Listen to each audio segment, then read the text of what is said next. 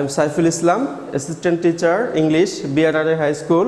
Dear students, today I have come to you with English for today.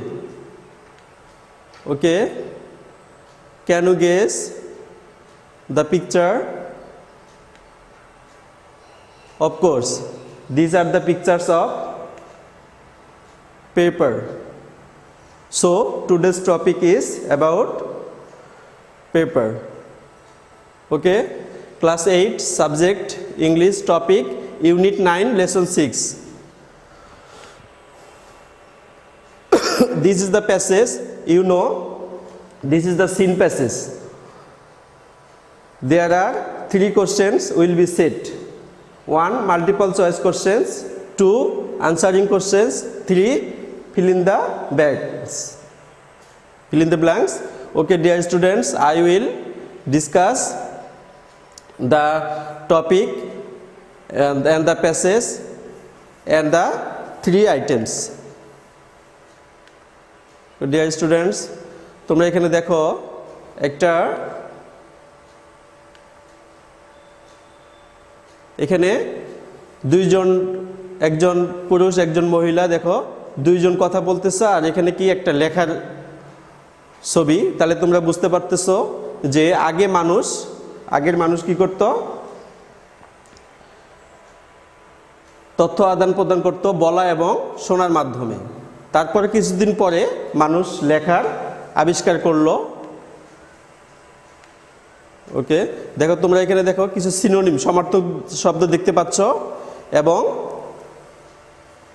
এখানে question দেখতে পাচ্ছ। তাহলে আমরা এই প্যাসেজটা আলোচনা করব এবং 3টা কোশ্চেন। তোমরা যদি এই প্যাসেজটা মনোযোগ দিয়ে পড়ো তাহলে তোমাদের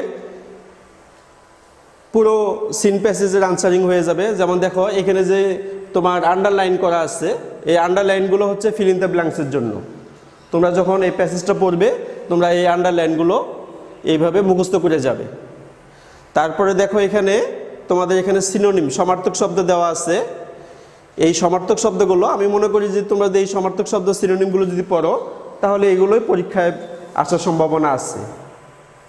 আচ্ছা, তারপরে দেখো প্রতিটা লাইন থেকে যে কোশ্চেন সেট হবে পরীক্ষায় সেই কোশ্চেনটা নিয়ে আমরা আলোচনা করব। তাহলে প্রথমে আলোচনা করব আমরা, দেখো এই আন্ডারলাইন ওয়ার্ডগুলো ফিল ইন দ্য ব্ল্যাঙ্কসগুলো তোমরা মুখস্থ করবে। ওকে, দ্বিতীয়ত সিনোনিমগুলো তোমরা মুখস্থ করবে। থার্ড হচ্ছে এই কোশ্চেনগুলো যে আছে এটা নিয়ে আমরা আলোচনা করব, তোমরা এটা ফলো করবে। Okay, dear students, communication of ideas is at the centre of civilisation. তাহলে সিভিলাইজেশন অর্থ হচ্ছে সভ্যতা, সিভিলাইজেশন অর্থ হচ্ছে সভ্যতা, আর সেন্টার হচ্ছে কেন্দ্র বা মূল। তাহলে আমরা এর বাংলা যদি পড়ি, আমাদের বাংলা পড়তে হবে এই জন্যই, তোমরা যদি এই প্যাসেজটার অর্থ বাংলা করে করে বুঝো তাহলে তোমার আনসারিং কোশ্চেন এটা দেওয়া সহজ হবে এবং যে মাল্টিপল চয়েস কোশ্চেন আসবে ওটাও দেওয়া তোমার সহজ হবে এবং যে সিনোনিম আছে সমার্থক আছে সমার্থক শব্দগুলো আছে এগুলো দেওয়া তোমাদের অনেকটাই সহজ হবে। তাহলে দেখো বাংলা করে আমি এটা বাংলা করে দিব এবং চিত্র সহকারে এটা আমি তোমাদেরকে বুঝিয়ে দিব। আচ্ছা, তাহলে দেখো সভ্যতার কেন্দ্রবিন্দুতে অথবা সভ্যতার মূলে রয়েছে ভাবের আদান প্রদান। তাহলে আইডিয়াস মানে হচ্ছে ভাব। তাহলে এর অর্থ সভ্যতার মূলে রয়েছে ভাবের আদান প্রদান। মানে এক কথায় আমরা যে সভ্যতা পেয়েছি এই সভ্যতার মূলে রয়েছে যোগাযোগ, এই সভ্যতার মূলে রয়েছে ভাবের আদান প্রদান। আমরা যদি একে অপরের সাথে ভাবের আদান প্রদান না করতাম তাহলে আমরা সভ্যতা পেতাম না। তাহলে দেখো মানুষ এখানে কি প্রথমে একজন বলতেছে একজন শুনতেছে, তাহলে এটা হচ্ছে একটা ভাবের আদান প্রদান। তাহলে হচ্ছে স্পিকিং, লিসেনিং, আর হচ্ছে কি রাইটিং। তাহলে আমাদের দেখো এখানে প্রথমে তোমাদের আবিষ্কার হয়েছে কি মানুষ কথা বলা এবং শোনার মাধ্যমে মানুষ তথ্য আদান প্রদান করত। তারপরে অনেক দিন পরে এটা কি আসলো, লেখার কৌশল আবিষ্কার হলো। তাহলে তোমাদের এখান থেকে একটা কোশ্চেন সেট হইতে পারে, হোয়াট ডিপেন্ডস অন কমিউনিকেশন, যোগাযোগের উপর কি নির্ভর করে। তাহলে তোমাদের কোশ্চেন যে একবারে ফুললি হুবহু আসবে যে what is at the centre of civilisation, এরকম প্রশ্ন আসবে না। একবারে হুবহু তোমার অবিকল প্রশ্ন আসবে না। তো একটুখানি ঘুরে আসবে। আমি দেখো এখানে রুট আছে, সেন্টার আছে, আমি এখানে কি করছি, এটা ডিপেন্ডস দিয়েছি। তাহলে দেখো হোয়াট ডিপেন্ডস অন কমিউনিকেশন, তাহলে উত্তর হবে সিভিলাইজেশন ডিপেন্ডস অন কমিউনিকেশন। তাহলে সভ্যতা নির্ভর করে যোগাযোগের উপর। এক কথা, যোগাযোগ ছাড়া আমাদের কি সভ্যতা আমরা পেতাম না। তাহলে দেখো এখানে কিছু সিনোনিম আছে, এগুলো তোমরা মুখস্থ করবে। Okay dear students, most of our records in modern age are on paper.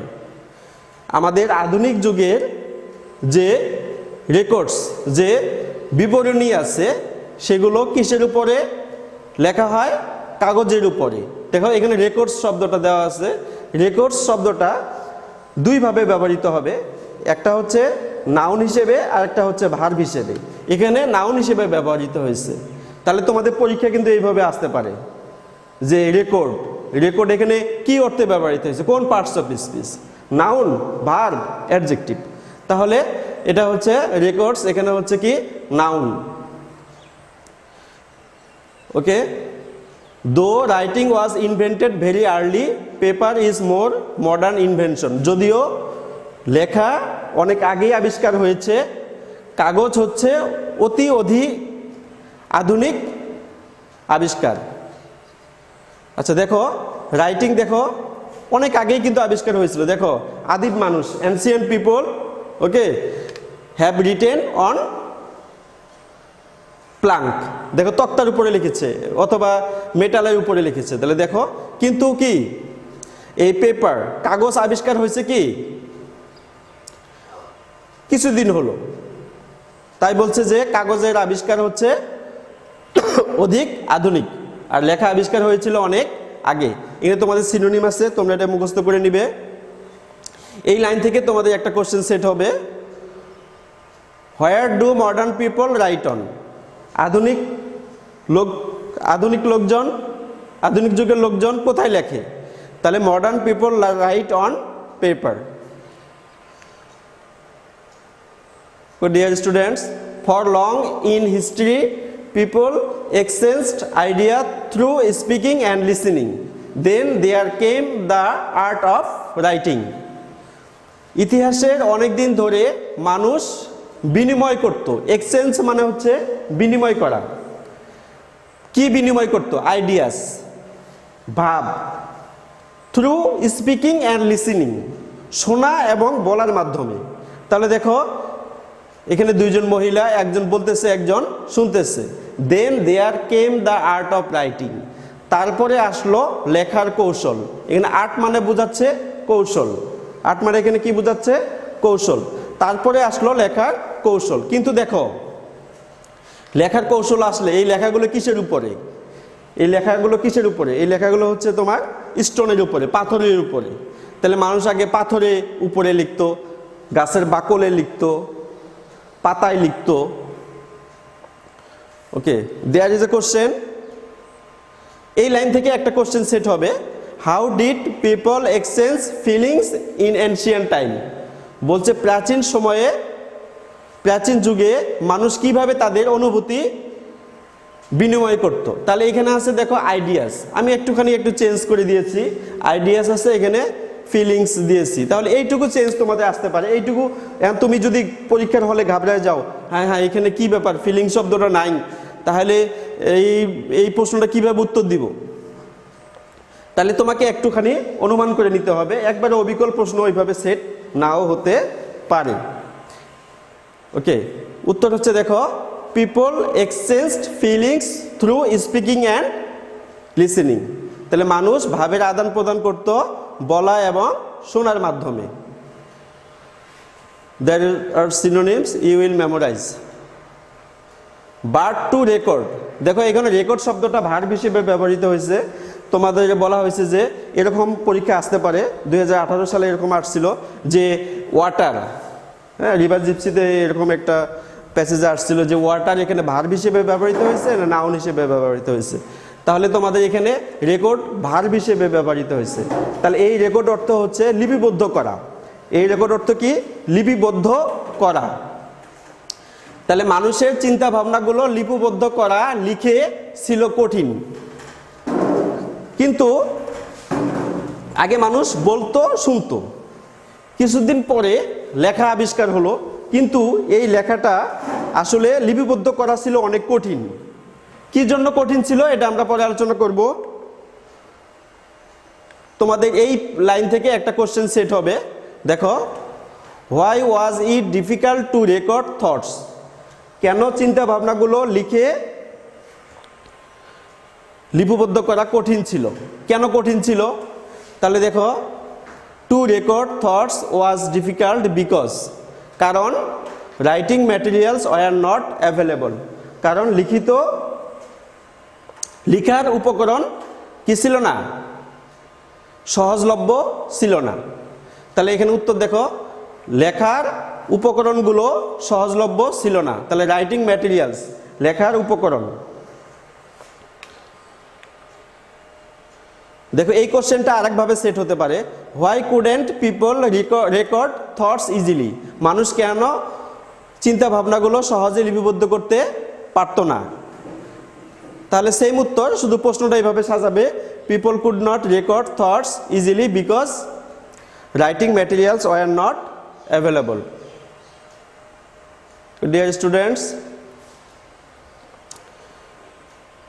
people used the surface of stone, metal, wood, bark, leaves, etc. for writing. মানুষ কি ব্যবহার করতে লেখার জন্য? দেখো, পাথরের উপরিভাগ ব্যবহার করত, মেটাল ধাতব ব্যবহার করত, উড কাঠ ব্যবহার করত, বার্ক গাছের বাকল ব্যবহার করত, লিভস দেখো এখানে গাছের পাতা ব্যবহার করত। Those things were not easy to carry. আচ্ছা, একটা পাথরের যদি একটা বই লেখা হয় তাহলে তুমি কি সহজে বহন করতে পারবে? It's not impossible. Then for ages people looked for এখানে বোঝাচ্ছে খোঁজ করা। মানুষ খুঁজতেছিল, কি খুঁজতেছিল? ইজি রাইটিং ম্যাটেরিয়ালস, সহজ লেখার উপকরণ খুঁজতেছিল। Finally paper was invented in China in 105 AD, after death, মানে হচ্ছে খ্রিস্টাব্দ। তাহলে অবশেষে কাগজ আবিষ্কার হলো চায়নাতে 105 খ্রিস্টাব্দে। তাহলে দেখো এখানে কিছু সিনোনিম আছে, সমার্থক শব্দ আছে, এগুলো তোমরা মুখস্থ করে নিবে। এই সিনোনিম গুলো আসার সম্ভাবনা আছে পরীক্ষায়, অবশ্যই তোমরা মুখস্থ করে নিবে। What did early people use for writing? তাহলে দেখো এই প্রশ্নটা তোমাদের এই প্যাসেজটা যতবার পরীক্ষায় আসছে ততবার এই প্রশ্নটা সেট হয়েছে। 2018 সালে যশোর বোর্ডে, চিটাগং বোর্ডে আসছিল। এই দুই পরীক্ষায় তোমার কি এই প্রশ্নটা আসছিল, এই জন্য এই প্রশ্নটা তোমরা ভালো করে পড়বে। তাহলে মানুষ কি ব্যবহার করতো? Early people. তাহলে দেখো আমি একটু চেঞ্জ করে দিচ্ছি, আর্লি পিপল কিন্তু এখানে নাই। সেই বলে কি তুমি পরীক্ষার হলে ঘাবড়া যাবে না, তোমাকে একটু অনুমান করে নিতে হবে। তাহলে মানুষ ব্যবহার করতো পাথরের উপরিভাগ, ধাতব, কাঠ, বাকল এবং পাতা। Before the paper age knowledge was very restricted. কাগজের যুগের আগে জ্ঞান কি ছিল? রেস্ট্রিক্টেড মানে সীমাবদ্ধ। রেস্ট্রিক্টেড মানে কি? সীমাবদ্ধ। Can you think of that time? তুমি কি ওই সময়ের কথা ভাবতে পারো? There were very few books in the world. পৃথিবীতে খুব কম বই ছিল। ফিউ মানে বই ছিল না বললেই চলে, ভেরি ফিউ, একবারে খুব কম বই ছিল। তাহলে দেখো ওই সময় জ্ঞান ছিল সীমাবদ্ধ। তাহলে এখানে দেখো মানুষ অতটা জ্ঞানী হতে পারতো না, কারণ মানুষ ওই জ্ঞানটা কি এক্সচেঞ্জ করতে পারতো না, একজনের কাছ থেকে আরেকজনে কি এক্সচেঞ্জ করতে, বিনিময় করতে পারতো না। তাহলে জ্ঞানটা কি ছিল? সীমাবদ্ধ ছিল, একটা গোষ্ঠীর মধ্যে, একটা সমাজের মধ্যেই সীমাবদ্ধ ছিল। এই জ্ঞানটা কি হতো না? এক্সপ্রেস হতো না, এক্সচেঞ্জ হতো না। Why was knowledge very restricted? তোমাদের এইখান থেকে এই প্যাসেজটা আসলে এইখান থেকে এই প্রশ্নটা অবশ্যই সেট হবে 100%। ওকে, কারণ এই প্যাসেজটা 3-4 বার বোর্ডে আসছিল, এই কোশ্চেনটা অবশ্যই সেট হয়েছিল। ওকে, দেখো knowledge was very restricted because there were very few books in the world, কারণ পৃথিবীতে খুব কম বই ছিল। আসলে বই ছাড়া আমাদের জ্ঞান কি সীমাবদ্ধই থাকে এবং সীমাবদ্ধই ছিল। Maybe they were written on stone or on heavy wood, এগুলো লেখা হতো পাথরে অথবা কি ভারী কাঠের তক্তা এবং ধাতব পাতে, মেটাল শিটস অর্থ হচ্ছে ধাতব পাত। সাপোজ মনে করো one page was a heavy stone block, দেখো একটা পাতা কি একটা পাথরের খণ্ড, তুমি চিন্তা করতে পারছো? তাহলে যদি so think of A 100 page of book, তাহলে চিন্তা করো এরকম যদি 100টা পেজ হয় তাহলে তোমার বইয়ের অবস্থা কত হবে? তোমাদের 10টা ঘর বানাইতে হবে এই বই রাখার জন্য। এই যে দেখো দ্য বুক অফ স্টোন, পাথরের বই আছে, মিশরে আছে, আর অনেক দেশে সংরক্ষিত আছে পাথরের বই। এই যে একটা পাথরের বই, তোমরা দেখতে পাচ্ছ? আচ্ছা, এখানে সিনোনিম আছে হেভি, ওয়েটি, তোমার সিনোনিমগুলো মুখস্থ করে নিবে।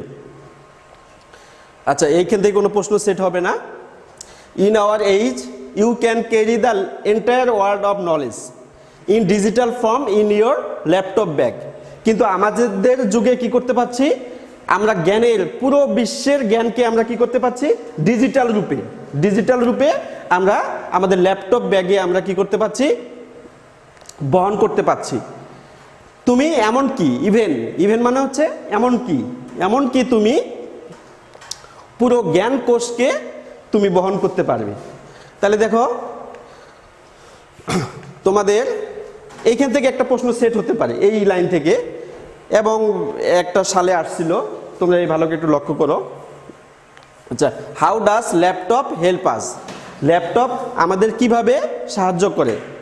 তাহলে দেখো হাউ দিয়ে প্রশ্ন থাকলে আমরা বাই প্লাস ভার্বের আইএনজি দিয়ে উত্তর দিতে পারি, অথবা আমরা উত্তরটা আগে লিখে আমরা এইভাবে লিখতে পারি ইন দিস ওয়ে, তারপর প্রশ্নটা সেট করব।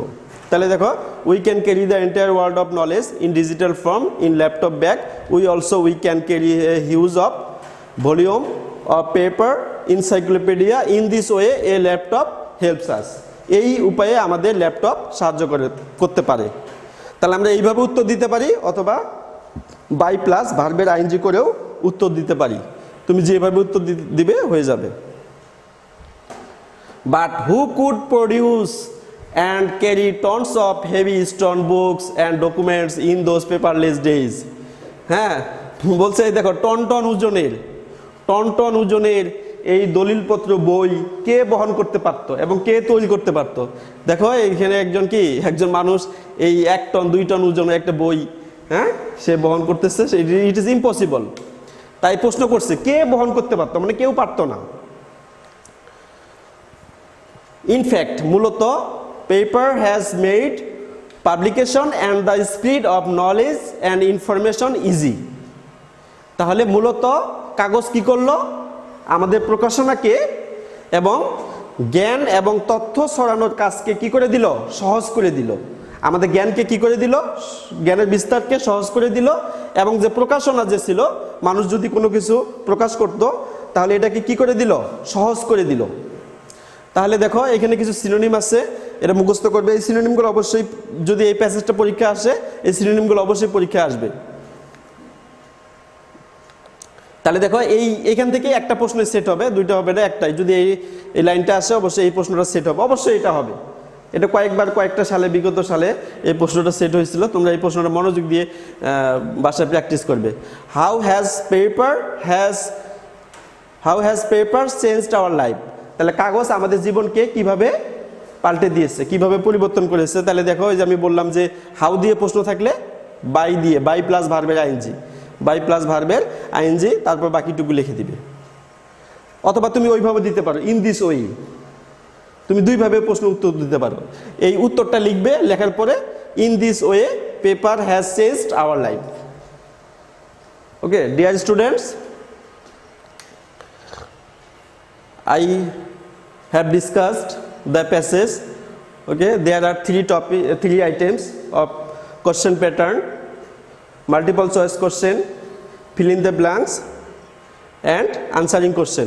I hope if you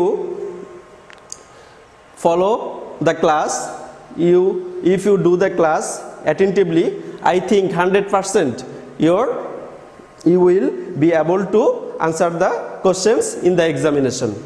ওকে, তাহলে তুমি যদি এই ক্লাসটা মনোযোগ দিয়ে করো, হ্যাঁ, তাহলে তোমরা কি অবশ্যই তোমরা 100% আমি গ্যারান্টি দিচ্ছি যে এই প্যাসেজটা আসলে তোমরা 20-এ 20 পাবে। একবারে যদি না পাও তাহলে আমাকে বলবে স্যার আপনি তো বলছিলেন যে 20-এ 20 তো পাইলাম না। যদি এই প্যাসেজটা আসে আর কি, তাহলে তোমরা এই ক্লাসটা টেনে টেনে না দেখে তোমরা মনোযোগ দিয়ে দেখবে। এই ক্লাসটা এইভাবেই তোমাদের গবেষণা করে তৈরি করছি আমি, 2 দিন লাগছে তোমাদের ক্লাসটা তৈরি করতে আমার। আচ্ছা দেখো, এখানে কিছু কোশ্চেন দেওয়া আছে, এক্সট্রা কোশ্চেন, তোমরা ওই কোশ্চেনগুলোতে প্র্যাকটিস করবেই। তারপরে এখানে 10টা কোশ্চেন দেওয়া আছে হোমওয়ার্ক, তোমরা এটা কি করবে, SW করে নিয়ে আসবে, আমি এটা ক্লাসে দেখব। Dear students, thank you, okay, see you again.